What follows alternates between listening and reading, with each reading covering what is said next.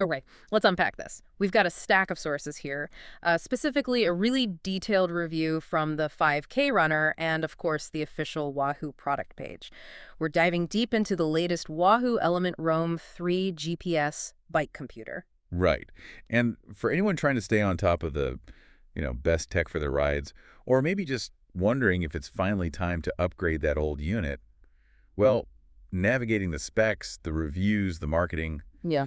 it can feel like trying to follow a complex route without a map, really. Absolutely. It's a lot, especially if you're already in the Wahoo world. Maybe you're still riding a Roam 1 or perhaps even one of those original Element computers you've had for years. Yeah, those original ones. So our mission today is basically to cut through all that noise, pull out the most important nuggets, especially if you are that existing Wahoo rider thinking, maybe it's time for an upgrade. And the 5K runner reviewer, they're a triathlete and runner normally, but here they really put on their cycling tech hat.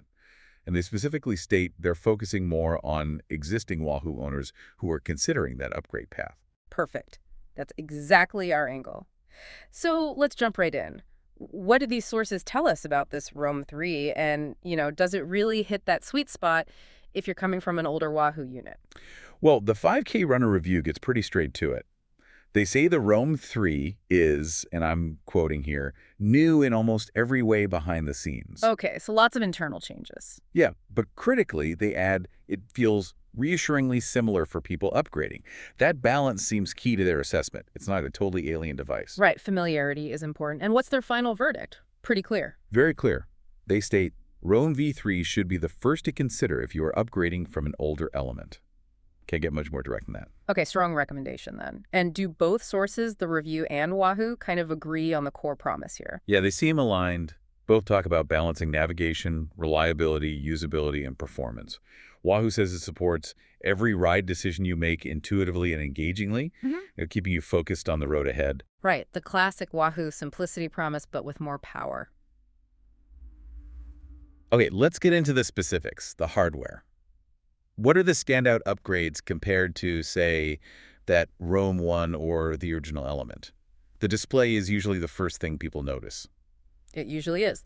The Wahoo page highlights a large 2.8-inch high-contrast display. Now, the 5K runner review adds some important context for upgraders. Okay. They point out it's only a tiny bit bigger than the Roam 2's 2.7 inches. And while Wahoo makes a big deal about it being 58% larger than the original Roam 1. Which sounds huge. Right, but the reviewer felt that size difference in practice was hardly noticeable, and the actual usable screen area felt pretty similar to them. Huh. Okay, so maybe the physical size increase isn't the main story there. Where is the big difference for someone coming off a Roam 1 then? Okay, this is where it gets interesting. The massive leap, especially for Roam 1 owners, is the tech behind the screen. You're going from an 8-color MIP display. Which is pretty basic, right? Yeah, think functional but limited colors. You're jumping to a 16 million color TFT touchscreen. Whoa, okay. 16 million colors. That's smartphone territory almost. What does that mean visually? Exactly. It means, according to the reviewer, much more color depth and beauty on the maps. Everything just looks richer, more detailed. They found the display overall capable and generally very good for readability outside. And it's a touchscreen now, which the Roam 1 wasn't. Correct. Touchscreen capability alongside the usual buttons. The reviewer does know it's transflective, which is good. Uses ambient light well outdoors, so you don't always need the backlight, saving battery. But indoors, you'll need that backlight on. Makes sense. And the touch functions, pinch and zoom on maps. Yep, they said pinch and zoom worked well on the map screen. Wahoo also mentions anti-reflective coatings to help with glare. Okay, display sounds like a definite, significant upgrade, particularly for Roam 1 users seeing real color maps for the first time. What about battery life? Always a big one. Wahoo's claiming up to 25 hours. That's a solid jump from the Roam 1's official 17 hours. That's a good bump. How did it hold up in testing? The reviewer's real-world tests, using auto backlight and other typical features, landed them somewhere between 15 and 20 hours. They admit it's hard to perfectly verify max claims because usage varies so much. Sure, depends what you're doing. Exactly. But interestingly, they did a sort of extreme test stationary, features disabled, and got an amazing 49 hours. Wow, 49 hours. Yeah, not a real-world scenario, but it shows the underlying battery capacity is definitely there. They specifically mentioned older Wahoos just didn't have this kind of stamina. That's good to know the potential is there for ultra stuff. Okay, another pain point on older units, memory. How's the Roam 3 looking? Massive improvement. Yeah. The reviewer's comparison chart details this. It's gone up to 64 It's gigabytes. 64. Seriously. From just 4 gigabytes on the Roam 1. Yep, 4 gigs to 64. It's a night and day difference. For a Roam 1 user, that means you can basically store maps for the whole world, plus tons of routes, workouts. You just don't have to think about storage space anymore. That's huge, especially for people who travel or ride in lots of different areas. Okay, simpler thing, but welcome, I bet. The charging port. Finally, it's USB-C. Upgraded from the old micro USB on the Roam 1. The reviewer confirms this in their comparison. Much easier, one less cable type to worry about. Definitely, modern standard. Okay, let's talk GPS. Getting good signal. It mentions dual band GNSS. Both sources highlight that, yes. Dual band GNSS. For Roam 1 owners, that's an upgrade from single band. What does dual band actually give you in practice? Basically, it means the device can connect to more satellites on different frequencies simultaneously. The reviewer's tests show this offers a slight advantage for cyclists seeking higher levels of positional accuracy in many environments. Better tracking, especially in places where the signal might get blocked or reflected, like cities or dense forests. So potentially fewer weird track jumps or getting lost under trees. That's the idea. Though they did note performance still varied a bit in really dense woodland, but overall it's an improvement for challenging conditions. Any other little physical design changes worth mentioning? Things that just make it nicer to use day to day. The reviewer said there were too numerous small details to mention, but they picked out things like an improved mounting lug, how it clicks into the mount, a tether hole, slightly more angled sides, a flatter bottom, which apparently works better with some third-party mounts. Oh, that's handy. Yeah, and an improved cover for the USB-C port, lower profile side buttons, and they actually removed the Wahoo branding from the front faceplate. Cleaner look. Wahoo's site also mentions a stronger out-front mount comes with it. Okay, those sound like nice refinements. Let's switch over to the software side and new features. You mentioned the touchscreen. How does that actually change how you interact with the device? Well, it's now a main way to interact, along with the buttons you're used to. The reviewer found it works great when it's dry, easy map panning, zooming, tapping options. There's always a but with touchscreens and cycling, right? Pretty much. They found it often had no response when wet. Rain or sweaty fingers could be an issue. And sometimes, maybe paradoxically, it could be too responsive when you were trying not to touch it, maybe brushing it accidentally. Ah, okay, so useful in the dry, maybe frustrating in the wet. That seems to be the gist. But they did conclude that even for users who primarily stick to buttons, having the touchscreen for occasional use, like map zooming, is an excellent addition. Fair enough. What about audio? That's totally new for a Roam, isn't it? Built-in speaker. It is. Big change. It is a built-in speaker for things like audible turn alerts, actual voice prompts, not just beeps, and also a digital bell. Voice directions. How well does that work? The reviewer found them clear and well implemented. They said it worked well and was a definite improvement over the old-fashioned beep you get on the current Bolt 3, for instance. Okay, talking directions sound useful. What about this digital bell? How's that function? You double-tap the screen to activate it, and it's apparently loud enough. But it has some quirks. Uh-oh. Like what? Well, it's disabled on certain screens, like the map or menu pages. On those screens, you have to tap the bottom center of the screen instead. The reviewer found this confusing.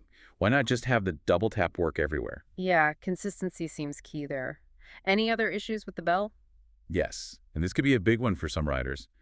The reviewer flagged it as a significant omission. You can't assign the bell function to a DI to shifter button. Oh, really? So you can't just flick a shifter button to ring the bell? Nope. And the reviewer was pretty blunt, saying they won't use the digital bell without that capability. Because, reaching up to double tap the screen isn't always ideal when you need to signal quickly. I can see that. That seems like an oversight for riders with electronic shifting. What else does the speaker do? It also handles audio alerts for other things: status changes, sensor connections, workout cues, segment alerts, phone notifications. Some of these have customization options and separate volume controls. Okay. Moving on to maps, we know they look prettier with the 16 million colors. What else is new functionally? Besides the colors, which, again, the reviewer called prettier, but maybe slightly less readable than Garmin's maps, the big functional change is toggleable map layers. Layers you can turn on and off. What kind of info? Things like street names, Strava Live segments overlaid, and summit segments. Those are the climb previews, shown as gradient chevrons right on the map. You can turn these on or off to customize your view. That sounds really useful for decluttering or adding detail when needed. Yeah, and there are also built-in map layer POIs, points of interest, though you can't edit those. Plus, you can now use saved locations from your Wahoo account or create specific points in the new companion app to navigate to quickly using the device's onboard map intelligence for routing. More ways to handle navigation points. Good. What's this ready-to-ride dashboard they mention? Yes, both sources talk about this. It's basically a new screen that appears when you first turn the Roam 3 on for a ride. Gives you a quick overview, confirms your selected ride profile, checks if a route or workout is loaded, shows connected sensors, and confirms they're transmitting data all before you hit the start button. Like a little pre-ride checklist. Exactly. The reviewer called it a great way to start a ride with neat details, peace of mind that everything's set up correctly. Makes sense. And there are new activity profiles or bike profiles? What are those? Yeah, these let you create custom setups for different types of riding. So you could have a race profile with specific data fields and minimal alerts, a training profile with different fields and maybe workout integration, a navigation profile focused on the map. You save your preferred data screens, sensors, and alert settings for each. How useful did the reviewer find those? They were a bit ambivalent, calling them either meh or magnificent, depending on your needs. They personally used it to create a Race IE profile, so they saw the value, but maybe not essential for everyone. You set these up in the new Wahoo app. Okay. And one small detail they noted about profiles. Yeah, a little quirk. Auto lap can only be set to a whole number distance, like 1 kilometer or 1 mile. They wondered if older Wahoos allowed partial distances, like 0.5-kilometer laps. Minor thing, but they noticed it. Interesting little detail. Okay, what about the persistent status bar? Replacing the old LEDs on the side of the original element. To some degree, yes. Instead of the flashing side LEDs, you get a thin bar across the top of the screen. It shows things like the current page name, time, connection icons app, Wi-Fi, GPS signal device, battery level, and little directional chevrons when navigating. And it changes color. Yes, it can change color for alerts, like turning red or orange if a paired radar detects an approaching car. Kind of like the old LEDs, but integrated into the screen. Got it. And speaking of apps, you mentioned a new Wahoo app is needed. Correct. The Roam 3, along with the newer Bolt 3 and the ACE Watch, requires the new Wahoo app. You can't use the old Element Companion app that Roam 1 or original Element users have. So upgrading the hardware means upgrading the app on your phone, too. Is setup still easy? Seems like it. Setup involves scanning a QR code displayed on the Roam 3 screen using the new app. Pretty standard these days. The new app is also where you do configuration, customization, manage sensors after the first pairing, and, as mentioned, create GPS points, POIs, on the map to sync over. Okay. And finally, hardware-wise, sensor compatibility. What can it connect to? It supports all the standard stuff you'd expect. Heart rate monitors, power meters, speed cadence sensors, using both Bluetooth, BLE, and Anti+EC. And more advanced things. Yes. It also supports some novel sensors, the reviewer mentioned, like the core body temperature sensor, radar units and smart lights, and electronic shifting systems. Shimano DI to synchro shift and SRAM AXS are specifically mentioned. It can display the DI to gear chart visually. Sounds pretty comprehensive. Any complaints about sensor handling? The reviewer did have a few frustrations. One, you can't force the device to prefer BLE over ANI Plus or vice versa if a sensor supports both. Two, you can't just temporarily disable a sensor. You have to fully unpair it. That could be annoying if you have multiple bikes or sensors. Yeah. And third, specifically relating back to that bell issue, limitations on how much you can customize or remap the DI top buttons within the Wahoo system itself. Okay, so lots of upgrades, but also a few quirks noted. Now this brings us to this sweet spot idea. The 5K Runner review, while positive about the Roam 3 as an upgrade, did point out areas where Wahoo still lags behind competitors, especially Garmin. What are those key differences an upgrader should be aware of? Right. This is important context. The biggest one, consistently mentioned, is Wahoo's lack of an open app store or ecosystem, like Garmin's Connect IQ, often shortened to CIQ. So no way for third-party developers to easily create and distribute apps or data fields that run directly on the Wahoo device itself? Exactly. Wahoo doesn't have that open, cohesive infrastructure, as the reviewer put it. This can mean that new, innovative sensors or niche accessories might get Garmin support first, or maybe not come to Wahoo at all. The reviewer tested a body position sensor, for example, that just wasn't compatible. Okay, that's a potential limitation if you like experimenting with niche tech or specific third-party data integrations. What else is missing compared to, say, a Garmin Edge? Data fields and metrics. Wahoo still doesn't integrate weather data directly. Things like wind direction, strength forecasts, or time until rain showing up on your screen. No built-in weather. That's surprising. Yeah, it seems like a common request. Also missing are the advanced physiology metrics that Garmin heavily promotes: training readiness, stamina tracking, detailed load analysis, recovery time suggestions, that sort of thing. Wahoo basically offloads those abilities to third-party apps like Training Peaks or Strava. So Wahoo focuses on collecting the ride data, but leaves the deeper physiological analysis to other platforms. Pretty much. The reviewer felt these calculations are straightforward enough that Wahoo could probably implement them, and suggested their absence likely costs Wahoo sales to data-hungry athletes. Interesting strategic difference. Any other quirks mentioned, even with the upgrades? Display or buttons? Minor things, perhaps. Despite the nice new color screen, the reviewer still felt Garmin's maps might be slightly more readable in some situations, even if Wahoo's are prettier. And as we discussed, the touchscreen isn't great when wet, and they felt the physical buttons need improvement in their responsiveness and tactile feel. A bit mushy, perhaps. Okay. And the overall software experience? Simply or more complex? This was an interesting point.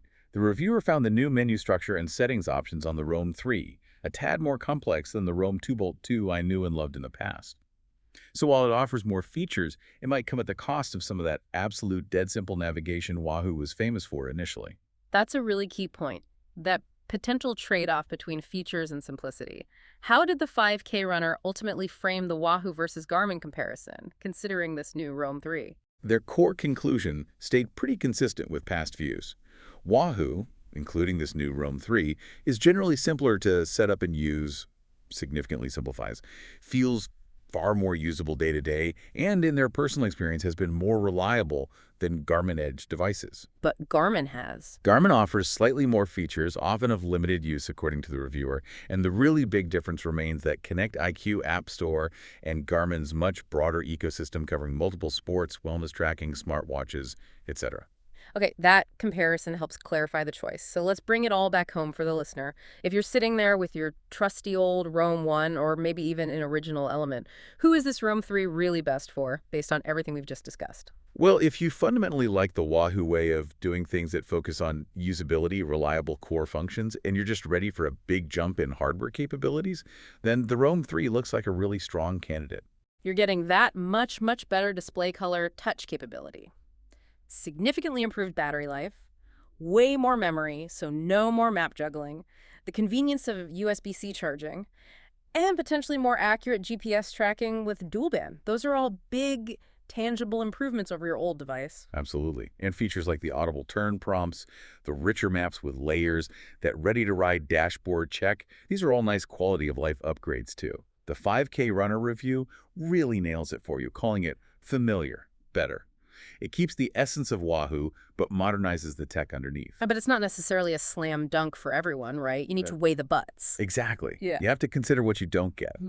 If you are someone who really relies on third-party apps directly on your computer via an app store, or you desperately want integrated weather forecasts on your screen, or you love digging into advanced recovery and training load metrics on the device itself, well, the Roam 3 and Wahoo in general probably isn't going to satisfy those specific needs. You'd need to look elsewhere or rely on other apps after your ride. And be aware of those specific Roam 3 quirks. The reviewer mentioned the touchscreen in the wet and that limitation with the Di2 button control for the digital bell, which could be a deal breaker if that's a feature you'd use a lot. Right. And if you're comparing within the new Wahoo lineup itself, maybe thinking Roam 3 versus Bolt 3, the Roam 3 is positioned as the choice if you prioritize that larger screen, the slightly longer battery life, and you want the touchscreen and the speaker for audio prompts. Whereas the Bolt 3 might still appeal if you prefer a smaller device, absolutely want button-only interaction, and maybe value that ultimate simplicity, even if it means sacrificing the speaker and touch. That seems to be the trade-off within their current range, yeah. The Bolt 3 has fewer features than the Roam 3 or the new ACE watch. Okay. So wrapping it up for that Roam 1 or original Element user, The sources suggest the Roam 3 is a really compelling upgrade. It feels familiar, but brings substantial technical improvements, provided those missing advanced features or the specific interaction quirks aren't critical deal breakers for how you personally ride and use your computer. Well summarized. It seems like a solid evolution for the loyal Wahoo user base. So there we have it. We've looked at how the Wahoo Roam 3 stacks up, drawing on that detailed 5K runner review and Wahoo's official info. It's definitely a clear step up from older Element devices, especially the Roam 1, bringing those big hardware improvements while trying to keep that Wahoo ease of use. And it's out now, listed at 399 pounds under 99 pounds, or $449.99 US. But there's that interesting thread we touched on from the reviewer. They noted the new software, while powerful, felt maybe slightly more complex than the older generations they loved. Yeah, and this brings up a fascinating question for you, the listener, to think about. As these cycling computers inevitably pack in more features, more capabilities, touchscreens, audio, deeper integrations, can they truly hold on to that core simplicity that Wahoo, in particular, built its reputation on? Or is there always going to be a bit of a trade-off? Do more features inherently mean a bit more complexity, a steeper learning curve maybe? And how much does the lack of certain things like that open app store or the advanced physiology metrics really impact your actual ride experience day to day, especially if the core navigation and training features are, as the reviewer put it, already expansive and excellent? Definitely something to mull over as you think about your next piece of gear, or maybe just appreciate the ride you're about to go on with the tech you already have.